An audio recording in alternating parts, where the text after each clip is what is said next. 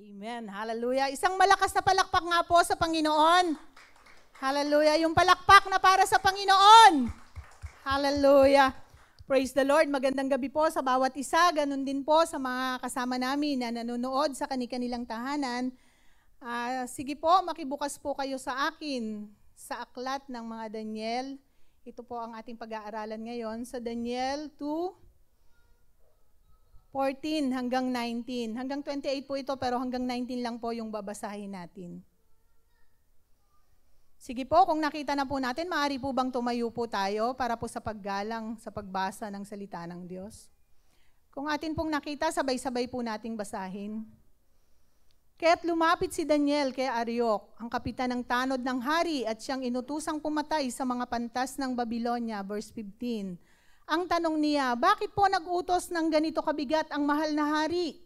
At sinabi sa kanya ni Ariok ang dahilan, verse 16. Dahil dito, dumulog sa hari si Daniel at nakiusap na bigyan siya ng konting panahon at ipapaliwanag niya ang panaginip nito, 17.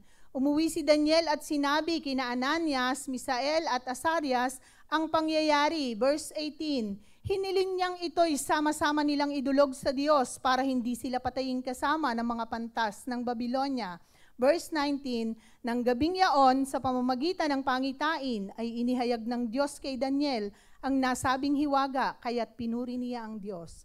Ang Diyos po ang magpala sa pagkabasa ng kanyang buhay at banal na salita. Hallelujah, praise the Lord. Kilala niyo po si Daniel? Amen. Ang kapitbahay po nila Kuya Manny. Hallelujah. Si Daniel po ay isa sa mayroong magandang karakter na lingkod ng Panginoon.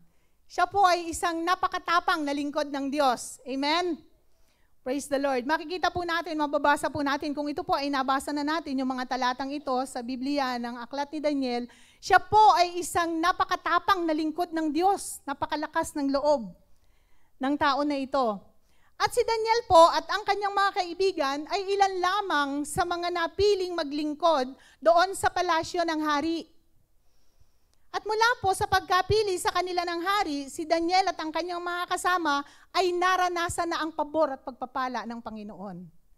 Dahil si Daniel po ay ayaw niyang makalabag sa kautusan na kung saan yung kanilang kakainin ay, yun po, lahat ay manggagaling sa hari.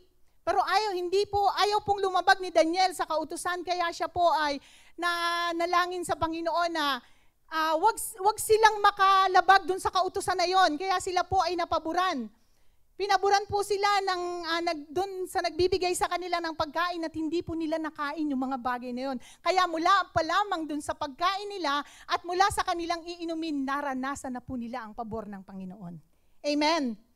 Higit sa lahat, si Daniel ay pinagkalooban ng kakaibang pabor ng Panginoon.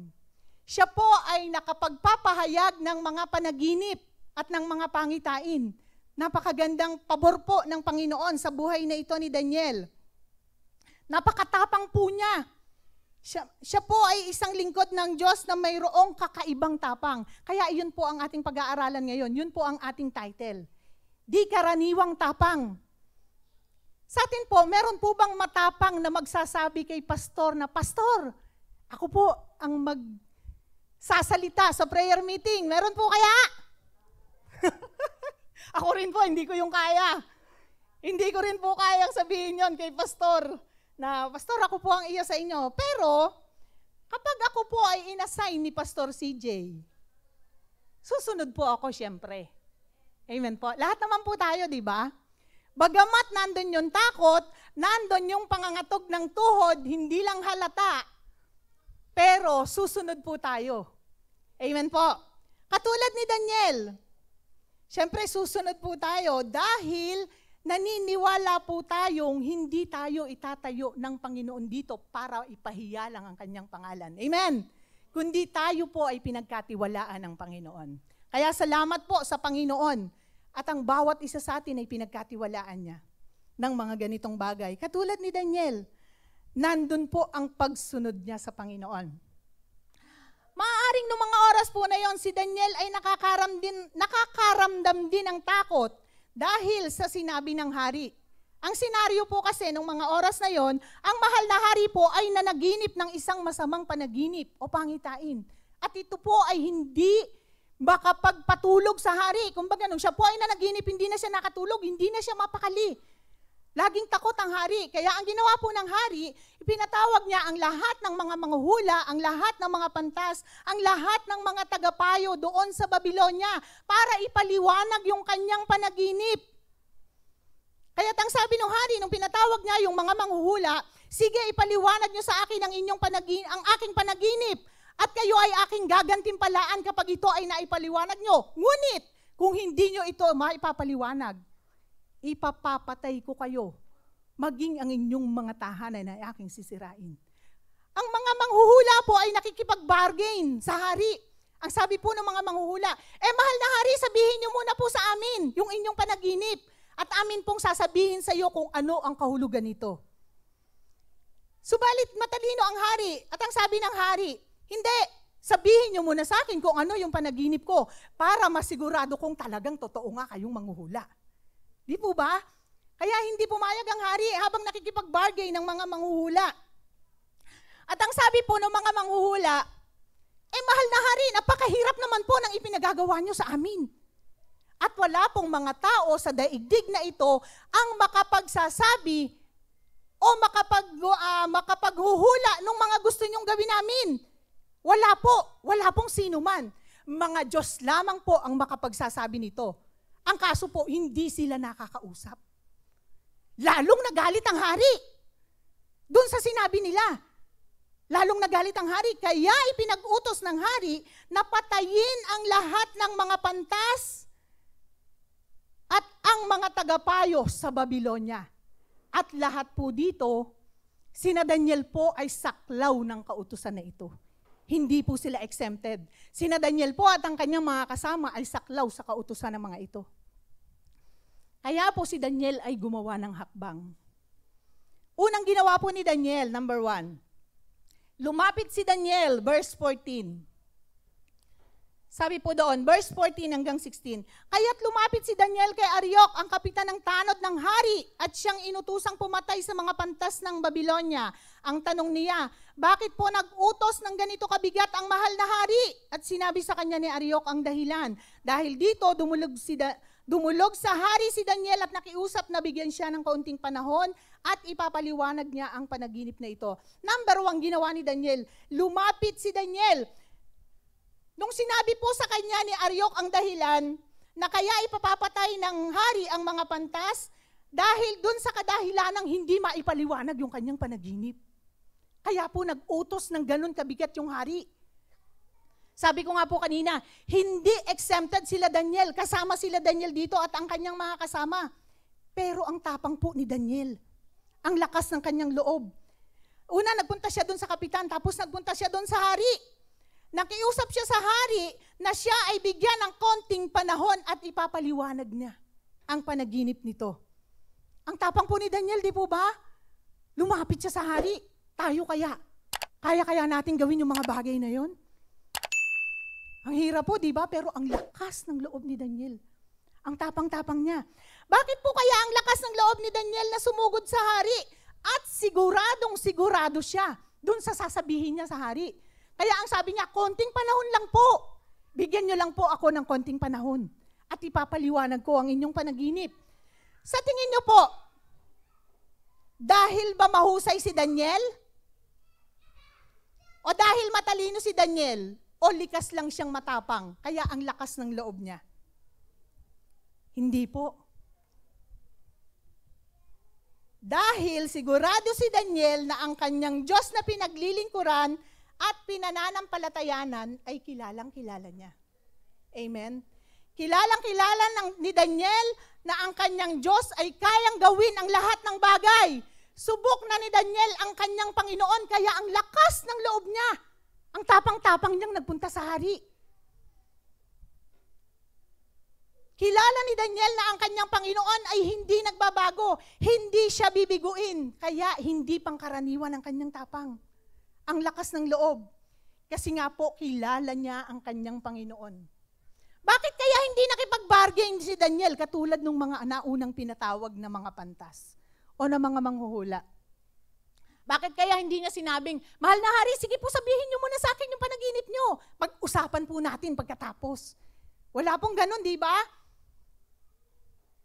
Kasi po, ang lakas ng loob ni Daniel, dahil nga kilalang-kilala niya yung kanyang Panginoon. Kaya sabi niya sa hari, konting panahon lang po. Bigyan niyo lang po ako ng konting panahon. At nang siya ay umuwi, agad niyang ibinalita sa kanyang mga kaibigan yung sinabi sa kanya ng kapitan ng mga tanod. Sa tingin niyo po kaya, paano ikinuwento yun ni Daniel? Nung nalaman niya na sila ay kasama sa mga papatayin kapag hindi na ipaliwanag yung panaginip ng hari, sa tingin niyo po kaya chill-chill lang si Daniel? Masaya kaya niya sinasabi, oy mga friends, kasama tayo sa papatayin kapag hindi nahulaan ang panaginip ng hari? O hindi magkandatuto si Daniel sa pagkikwento? Siguro po, di ba? Kasi buhay nila yung nakataya nung mga oras na yun. Buhay nila yung nakasalalay. Kaya maaaring si Daniel halos hindi siya magkandatuto sa pagkikwento. Tandaan po natin, buhay nila yung nakasalalay nung mga oras na yun. Kaya si Daniel ay nakiusap si Daniel doon sa kanyang mga kasama. Di po ba ang sabi niya doon sa nabasa po natin? Idulog natin itong sama-sama sa Panginoon. Amen po? Sabi ni Daniel, idulog natin ito sa Panginoon. Ang totoo, pwede namang idulog ni Daniel kahit siya lang, hindi po ba? Pwede naman niyang sabihin sa Panginoon, Lord, ito po yung kalalagayan namin. Ito po, Panginoon, ang senaryo ng buhay namin. Nasa bingit kami ng kamatayan. Pero ang sabi niya, idulog natin ito, sama-sama natin idulog sa Panginoon. Ang nakita ko lang po doon, hindi makasirili si Daniel. Kumbaga, hindi lang yung sarili niya yung kanyang inintindi. Kaya sinabi niya doon sa mga kasama niya, sama-sama natin idulog sa Panginoon ang ating kalalagayan upang hindi tayo makasamang papatayin ng mga pantas. Kasamang papatayin ng mga pantas. Kung gaano kalakas ang loob ni Daniel, ganoon din po kabuti yung kanyang kalooban. Amen. Hallelujah. Ang tapang po ni Daniel, pero ang ganda rin ng kanyang kalooban. Tayo po kaya, gaano tayo ka-concern sa mga taong alam nating mapapahamak? Pinaalalahanan ba natin sila? Pinapanalangin ba natin sila? Katulad din ba ni Daniel na alam ni Daniel kung kanino sila lalapit? Kung kanino sila dudulog? Kung kanino nila ilalapit ang kanilang kalalagayan ng mga oras na yon? Sana po ganun din ang bawat isa sa atin. Sana po concerned din tayo sa bawat isa. Kapag meron po tayong mga kapatiran na dati mong katabi sa upuan, kapag araw ng linggo, kapag araw ng Huwebes, kapag hindi mo na siya nakikita, sana po merong kabigatan sa puso natin. Sana po magkaroon tayo ng alalahanin sa kanila, kumusta na kaya si sister? Kung hindi mo man alam ang pangalan, si sister yung mahaba yung pilik mata niya, kumusta na kaya siya? O baka naman mamaya, 1 taon, 2 taon mo nang katabi sa upuan, hindi mo pa alam ang pangalan, hindi mo pa kilala. Alam niyo po, nung kami ay nag-aaral ng salita ng Diyos nung mga nakaraang araw, meron pong nagsalita sa akin sabi niya sa akin, sis, alam mo ba kaya kami andalang naming umattend ngayon? Kasi parang baliwala lang kami. Sabi ko, bakit mo naman nasabi yun? Sabi niya, kasi pag dumadating kami sa church, parang yung mga tao, parang bang hindi ka kilala. Parang hindi ka umaattend, hindi ka man lang nila nakamusta. Kumusta ka na ba, Brad? Kumusta ka na ba, sis? Parang ganon. Kaya sabi ko, dapat magkaroon po tayo ng kabigatan para sa kanila. Kapag hindi natin sila nakikitang umaattend, o kapag naman nakikita natin silang umaattend, kumustahin po natin sila. Magkaroon po tayo ng kalungkutan kapag sila ay nalulungkot. Amen. Magkaroon po tayo ng lungkot para sa kanila. Katulad ni Daniel, hindi lang yung sarili niya ang kanyang iniintindi. Hindi lang yung sarili niya ang mahalaga sa kanya. Nawa kapag nakikita po natin yung mga kapatid natin na nasasaktan o yung mga kapatid natin na kung saan nakikita na natin na sila ay mapapariwara o nalalayo na sa Panginoon, magkaroon po tayo ng concern sa kanila. Amen po? Magkaroon po tayo ng kabigatan para sa kanila. Huwag na po tayong maging kabigatan pa para sa kanila na kapag nakita natin, ikaw kasi pasaway ka, ano nangyayari sa'yo ngayon? Amen? Kundi magkaroon po tayo ng concern. Sabi nga ni Pastora Jessa nung nakaraan, di po ba? Sabi niya, sana masaya tayong kasama yung mga kapatid natin sa pananampalataya. Amen po? Sige nga po, palakpakan nga po natin ang Panginoon. Hallelujah! Praise the Lord! Nawa po, ganun ang bawat isa sa atin kapag tayo ay nasa sitwasyong gipit, alam natin kung kanino tayo lalapit. Alam natin kung kanino tayo kakapit. Ako po, maliit pa lang naririnig ko na yung salitang kapag gipit ang isang tao, kahit saan po? O, di po ba? Yung kasabihan ng mga matatanda, di lalo ka nasaktan. Di po ba? Sa patalim ka kakapit, di lalo ka nasaktan, lalo ka nasugatan. Dapat anumang sitwasyon ng buhay na meron ka, anumang sitwasyon ng buhay na meron tayo, alam natin kung sino ang lalapitan natin. Amen? Malakas yung loob natin. Kahit na anumang sitwasyon, anuman yung problema, anumang kabigatan na meron kang daladala, sino man yung kaaway mo, sino man yung kalaban mo, isusumbong ko kayo sa tatay ko. Amen. Malakas ang loob mong lumapit sa tatay mo dahil ang alam mo, hindi ka pababayaan ng ama mo sa langit. Hallelujah. Nung kami po ay nasa Baler, maaga po akong bumangon noon, maaga po akong nagising noon, nagpunta po kami dun sa beach. Inabutan ko na po si Pastora Tel doon, madilim-dilim pa lang po, nandun na siya. Meron po akong nakitang mag-ama na nandoon sa may beach, nakaubad po yung bata pa po, siguro kasing edad lang ni Lucas, yung anak nung tatay. Habang yung tatay po ay nagsusulat doon sa buhanginan, sulyap siya ng sulyap doon sa anak niya. Habang ang anak naman niya ay takbo ng takbo doon sa may buhanginan, kapag pagka umaagos po yung ay umaalon, tumatakbo yung bata palapit sa ama. Natatakot siya kasi bata ay maliit pa lang siya. Tumatakbo siya doon sa ama. At tapos yung ama po, maya-maya habang sila ay naglalaro nung mag-ama, inaya niya yung bata doon sa gitna ng dagat. Ayaw ng bata, ayaw niyang sumama, natatakot siya kasi ang lalaki ng alon. Tapos ang ginawa ng ama, pinangko niya yung anak niya, dinala niya doon sa may gawing gitna. Tapos nung nandun na sila sa gitna, binaba nung ama yung bata doon sa gitna.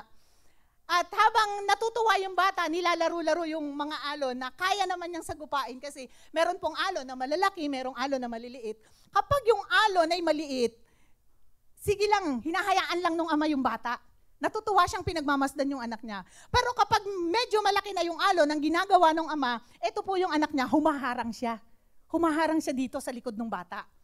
Kasi po para hindi masalpok yung anak niya, para hindi matumba yung anak niya. At kapag malaking-malaki na yung alon ang ginagawa ng ama, kinakarga niya yung anak niya, niyayakap niya po ng mahigpit yung anak niya. Hindi ko po namamalaya na tumutulo pala yung luha ko habang pinagmamasdan ko yung mag-ama na ito. At nangungusap ang Panginoon sa puso ko. Sinasabi ng Panginoon, anak, ganyan ko kayo pinoproteksyonan. Kapag sa panahon na hindi nyo kaya ang sitwasyon ng inyong buhay, hindi lang kayo yung lumalakad, hindi lang kayo yung dumadaan dun sa problema. Yakap-yakap ko kayo, buhat-buhat ko kayo. Noong mga panahon po kasi, siguro ito pong mga nakakaraang linggo, may bigat sa puso ko na hindi ko maunawaan kung bakit. Hindi ko alam kung ano ba tong totoong nararamdaman ko, pero alam ko po merong kakaiba, merong lungkot, merong bigat dun sa puso ko. Araw-araw ko yung idinudulog sa Panginoon. At ang kaaway, kapag ikaw ay nasa sitwasyon na ikaw ay lugmok, lalo kanyang idadapa. Totoo po? Opo, lalo kanyang dadayain. Sasabihin sa'yo ng kaaway, sige. Di ba, yan ba, kala ko ba anak ka ng Diyos? Kala ko ba lingkod ka ng Diyos? Ba't mo nararanasan yung mga bagay na yan? Dadayain ka po ng kaaway. Pero salamat sa Panginoon dahil mabuti ang Diyos. Salamat sa Panginoon dahil yung bawat salita niya na naipon doon sa puso mo, na inaral mo, doon sa puso mo na nakatanim, yun yung pinanghahawakan mo. Sa anumang sitwasyon ng buhay mo, mayroong kang lakas ng loob na lumapit sa iyong Panginoon. Dahil alam mo na anumang sitwasyon ng buhay mo, aalisin ka ng Panginoon doon. Amen po? Malakas na palakpak sa Panginoon. Hallelujah.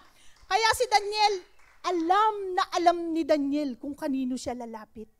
Alam ni Daniel na ang bisig ng Panginoon ay laging nariyan para sa kanya.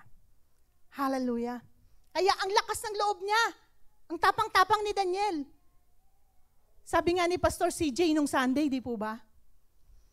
Pinagpala ka na ng Panginoon nung nakaraang linggo. Pinagpala ka na ng Panginoon kahapon, pinagaling ka na ng Diyos kahapon. kaya ulit-ulitin ng Panginoon yun. Amen? Kaya sina Daniel po, di ba naranasan na nila kung paano sila itinapon doon sa naglalagablab na pugon, di po ba? Iniligtas sila ng Panginoon doon.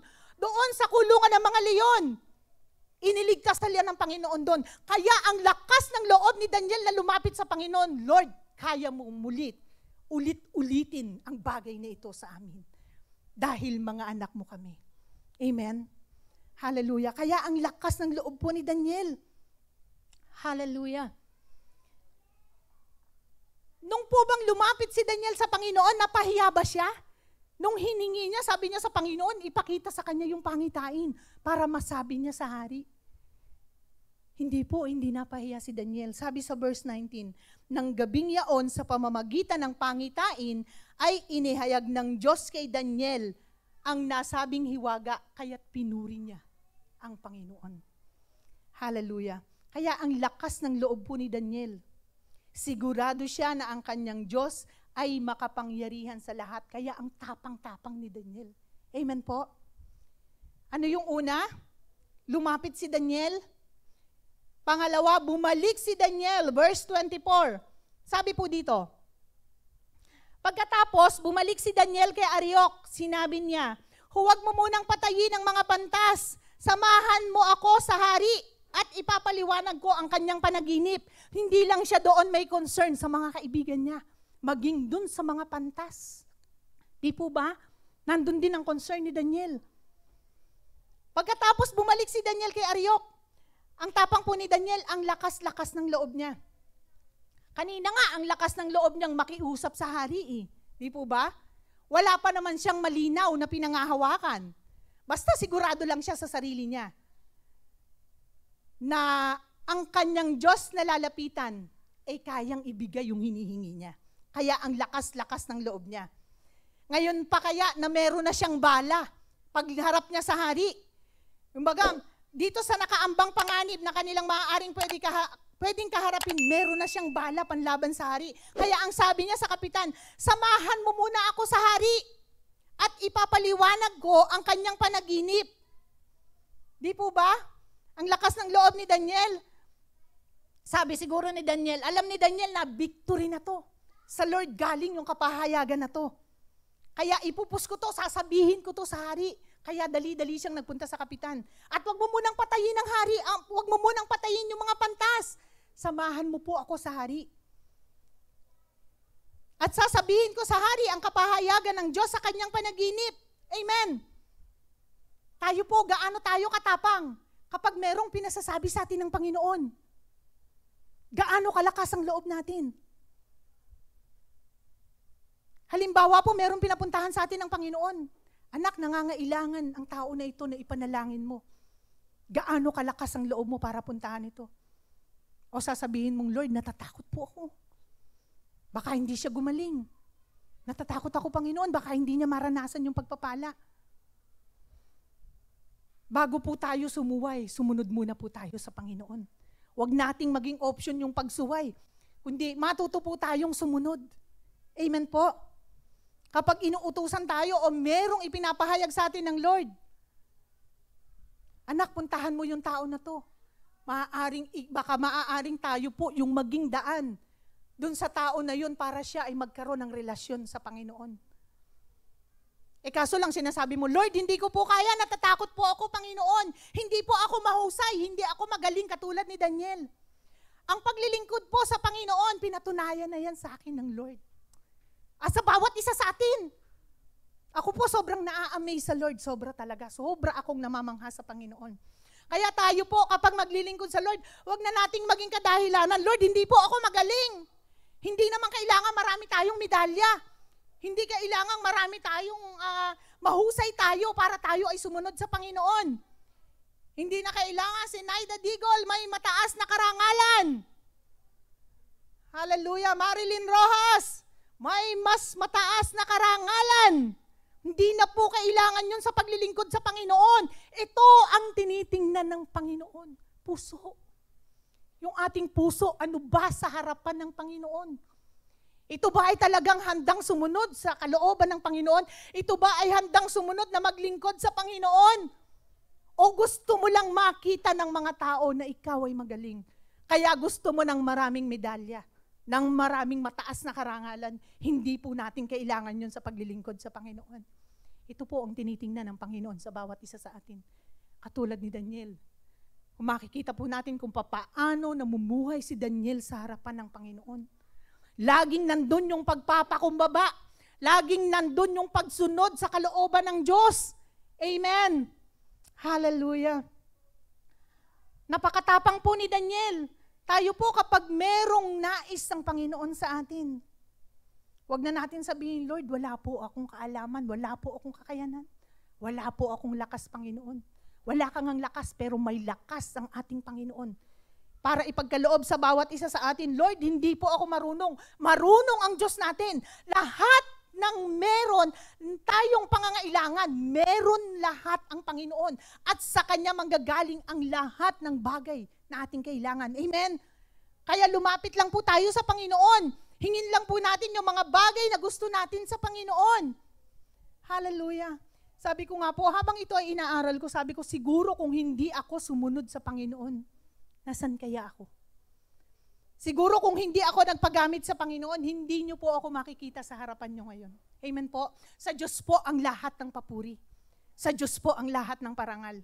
Sabi ko nga, hindi kailangan ng maraming medalya. Hallelujah. Sapagkat ang lahat ng pinagmumulan, ng lahat ng meron tayo, galing yun sa Panginoon. Kaya po ako ay nasa inyong harapan, grasya ng Panginoon. Amen? Malakas na palakpak sa Panginoon. Hallelujah! Praise the Lord! Sa Diyos po ang lahat ng papuri.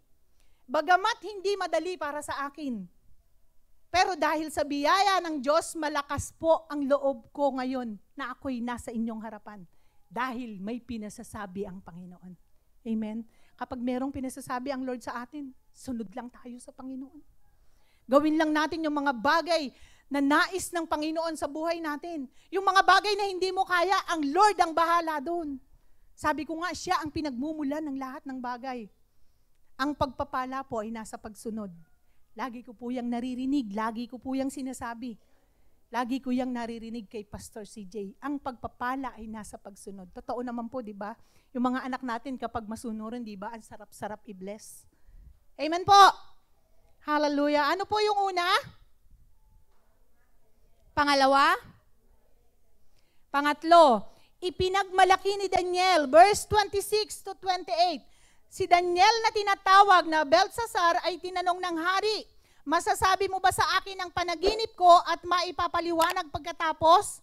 Sumagot si Daniel, ang hiwagang hinihiling ng hari ay hindi maipapaliwanag ng sinumang pantas, engkantador, salamangkero o astrologo. Verse 28, ngunit mayroon pong isang Diyos sa kalangitan na naghahayag ng mga hiwaga at sa pamamagitan po ng inyong panaginip ay inihayag niya sa inyo ang mangyayari sa hinaharap. Amen. Ang tapang ni Daniel, ipinagmalaki niya ang Panginoon.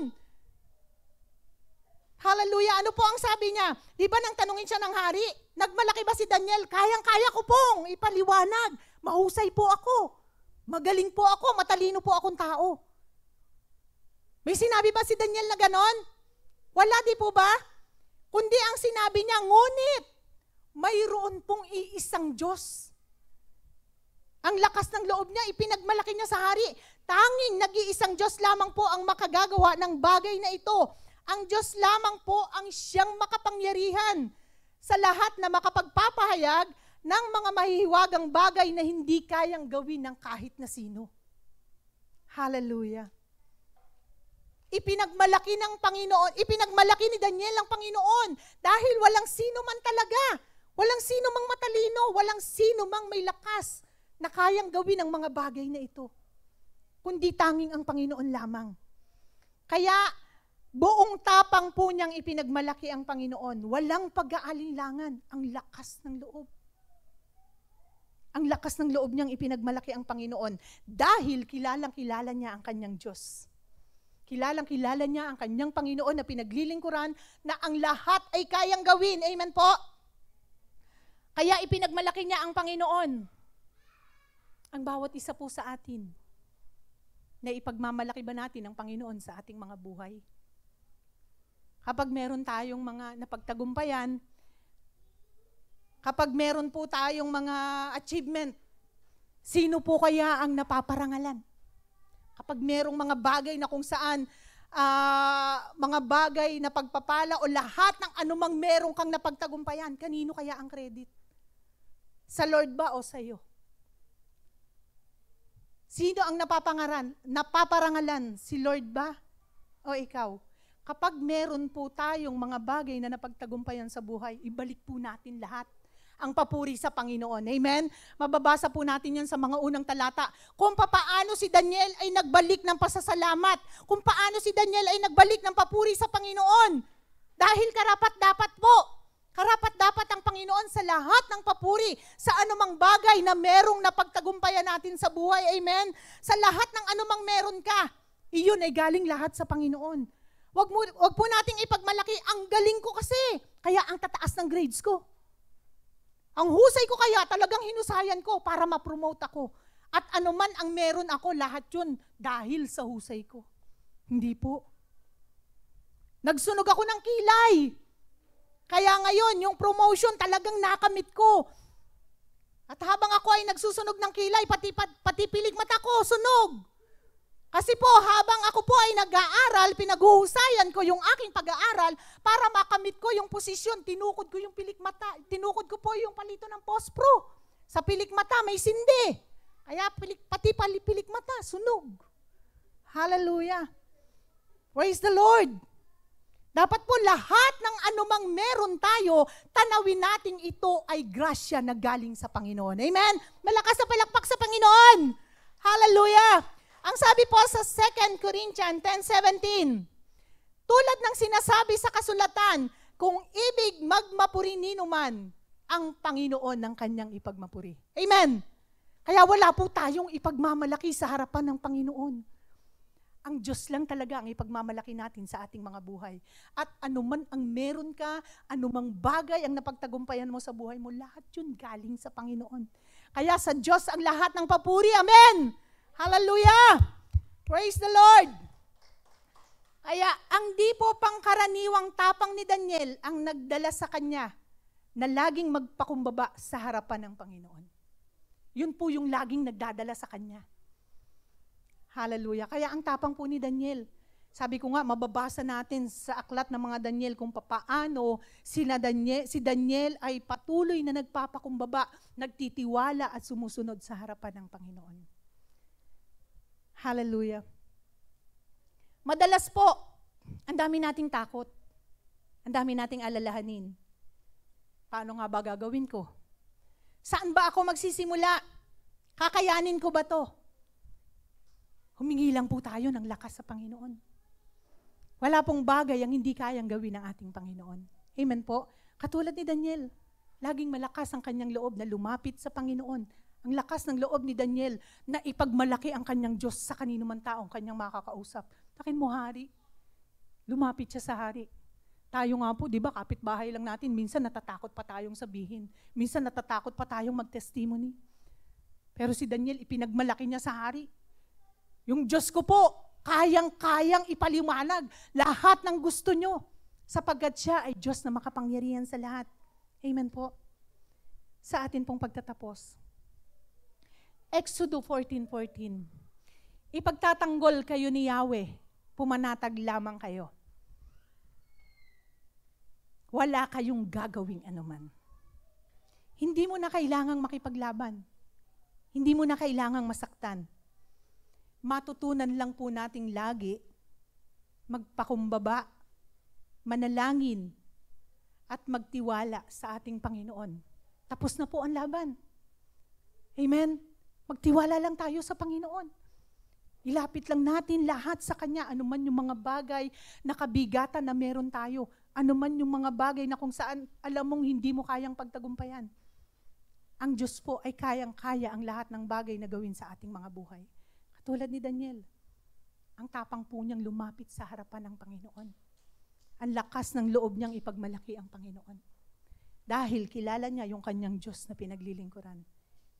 Ito ay hindi nagbabago noon, ngayon at magpakailanman. Amen po.